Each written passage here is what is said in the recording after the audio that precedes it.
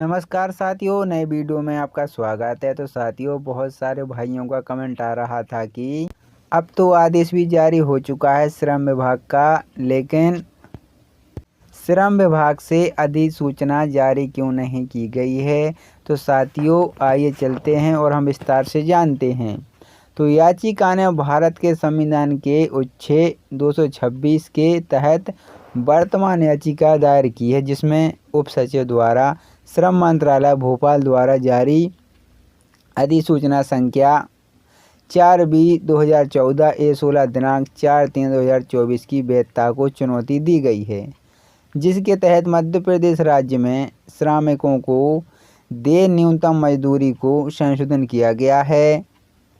सभी रिट याचिकाओं में याचिकाकर्ता textile mills hospital and research centre Pithampur औद्योगिक संघ और मध्य प्रदेश राज्य में औद्योगिक संघ है। ये विभिन्न आधार पर अधिसूचना को चुनौती दे रहे हैं। हालांकि प्रदेश में अंतिम सहज पर बहस के समस्त मैंने आपको एक वीडियो बताया था, जो उसमें कैंडिडेट बता रहा है 11/12/13, जो हमारा WP 772 है, क्योंकि अभी भी उसे रोका गया है, क्योंकि अभी ये आदेश जारी हुआ है। श्री गिरीश कुमार पटवर्धन विद्वान वरिष्ठ अधिकारी, जिनका सहायक श्री ओशियान अध्यापक विद्वान अधिवक्ता द्वारा WP संख्या 10/772/2024 एवं 94/01/2024 में याचिका के लिए दर्ज की गई। श्री अनुष्का भार्गव WP संख्या 11/921/24 को याचिका में विद्वान किया। श्री विकास जायसवाल अधिवक्ता के विद्वान वकील WP संख्या 12/60/2024। उन्होंने स्पष्ट लिखा है इसमें कि कुछ ट्रेड यूनियनों ने इस रिट याचिका को हस्तक्षेप करने की अनुमति के मांगने के लिए आवेदन दायर किया है। स्वाभाविक रूप से यदि विवादित अधिसूचना को रद्द कर दिया है तो कई ट्रेड यूनियन प्रभावित होंगे, इसलिए ये इन रिट याचिकाओं को आवश्यक पक्ष है। उन्होंने इस रिट याचिका को हस्तक्षेप करने की अनुमति देने के बजाय याचिकाओं को प्रतिवादी के रूप में शामिल करने के निर्देश दिए हैं, ताकि ये जवाब दाखिल कर सकें। राज्य सरकार ने पहले जवाब दाखिल कर दिया है। हस्तक्षेप को जवाब दाखिल करने या राज्य सरकार द्वारा दाखिल याचिका को अपना सकते हैं। इन याचिकाओं को यथा अंतिम सुनवाई के लिए सूचीबद्ध करें। एक आदेश की एक प्रतिलिपि संबंधित रिट याचिकाओं में रखी जाएगी। वहीं साथियों, यह भी कहा गया है कि WP 10/772/2024 यह सही है कि 2024 के बाद अब राज्य सरकार ने कुशल अकुशल श्रमिकों के लिए मजदूरी में संशोधन किया है। कुछ कुशल और अकुशल श्रेणी को दे विभिन्न प्रकार के उद्योगों के लिए अलग अलग न्यूनतम मजदूरी निर्धारित की है। न्यूनतम मजदूरी अधिनियम 1948 के तहत सरकार ने न्यूनतम मजदूरी निर्धारित की है, लेकिन नियोक्ता और ट्रेड यूनियन मजदूरी से अधिक मजदूरी तय करने के लिए स्वतंत्र हैं। यह इंदौर, भोपाल, जबलपुर और रीवा जैसे शहरों में जीवन यापन करना ग्रामीण क्षेत्रों की तुलना में अधिक, जिससे कोई युद्ध नहीं है। न्यूनतम मजदूरी अधिनियम की धारा 25 में कहा गया है कि इस अधिकारी के लागू होने से पहले या बाद किया गया कोई भी अनुबंध या समझौता जिसके तहत कोई कर्मचारी न्यूनतम मजदूरी दे रहा किसी विशेषज्ञ के अपने अधिकारियों को छेड़ता है या काम करता है, तब तक शून्य अमान्य होगा, जब तक इस अधिकारियों के तहत निर्धारित मजदूरी की न्यूनतम दर को कम करने का इरादा रखता है। इसलिए याचिकाकर्ता को न्यूनतम मजदूरी के अधिक मजदूरी देने के लिए स्वतंत्र है। याचिकाओं द्वारा कामगारों को न्यूनतम मजदूरी के भुगतान में कोई समस्या नहीं होगी। भाइयों का कमेंट आ रहा था कि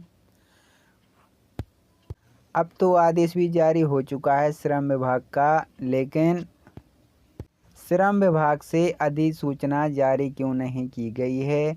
तो साथियों, आइए चलते हैं और हम विस्तार से जानते हैं। तो याचिका ने भारत के संविधान के अनुच्छेद 226 के तहत वर्तमान याचिका दायर की है, जिसमें उप सचिव द्वारा श्रम मंत्रालय भोपाल द्वारा जारी अधिसूचना संख्या 4/2014 A16 दिनांक 4/3/2024 की वैधता को चुनौती दी गई है, जिसके तहत मध्य प्रदेश राज्य में श्रमिकों को देय न्यूनतम मजदूरी को संशोधन किया गया है। सभी रिट याचिकाओं में याचिकाकर्ता textile mills hospital and research centre Pithampur औद्योगिक संघ और मध्य प्रदेश राज्य में औद्योगिक संघ है, ये विभिन्न आधार पर अधिसूचना को चुनौती दे रहे हैं। हालांकि प्रदेश में अंतिम सहज पर बहस के समस्त मैंने आपको एक वीडियो बताया था, जो उसमें कैंडिडेट बता रहा है 11/12/13 जो हमारा WP 772 है, क्योंकि अभी भी उसे रोका गया है, क्योंकि अभी ये आदेश जारी हुआ है। श्री गिरीश कुमार पटवर्धन विद्वान वरिष्ठ अधिकारी, जिनका सहायक श्री ओशियान अध्यापक विद्वान अधिवक्ता द्वारा WP संख्या 10/772/2024 एवं 94/01/2024 में याचिका के लिए दर्ज की गई। श्री अनुष्का भार्गव WP संख्या 11/921/24 को याचिका में विद्वान किया। श्री विकास जायसवाल अधिक वरीयता के विद्वान वकील WP संख्या 12/60/2024। उन्होंने स्पष्ट लिखा है इसमें कि कुछ ट्रेड यूनियनों ने इस रिट याचिका को हस्तक्षेप करने की अनुमति के मांगने के लिए आवेदन दायर किया है। स्वाभाविक रूप से यदि विवादित अधिसूचना को रद्द कर दिया है तो कई ट्रेड यूनियन प्रभावित होंगे, इसलिए ये इन रिट याचिकाओं को आवश्यक पक्ष है। उन्होंने इस रिट याचिका को हस्तक्षेप करने की अनुमति देने के बजाय याचिकाओं ने प्रतिवादी के रूप में शामिल करने के निर्देश दिए हैं, ताकि ये जवाब दाखिल कर सकें। राज्य सरकार ने पहले जवाब दाखिल कर दिया है। हस्तक्षेप को जवाब दाखिल करने या राज्य सरकार द्वारा दाखिल याचिका को अपना सकते हैं। इन याचिकाओं को यथा अंतिम सुनवाई के लिए सूचीबद्ध करें। एक आदेश की एक प्रतिलिपि संबंधित रिट याचिकाओं में रखी जाएगी।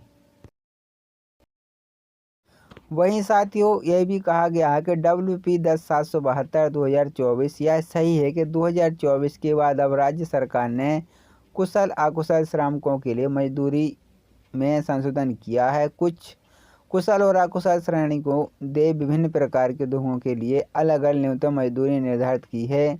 न्यूनतम मजदूरी अधिनियम 1948 के तहत सरकार ने न्यूनतम मजदूरी निर्धारित की है, लेकिन नियोक्ता और ट्रेड यूनियन मजदूरी से अधिक मजदूरी तय करने के लिए स्वतंत्र हैं।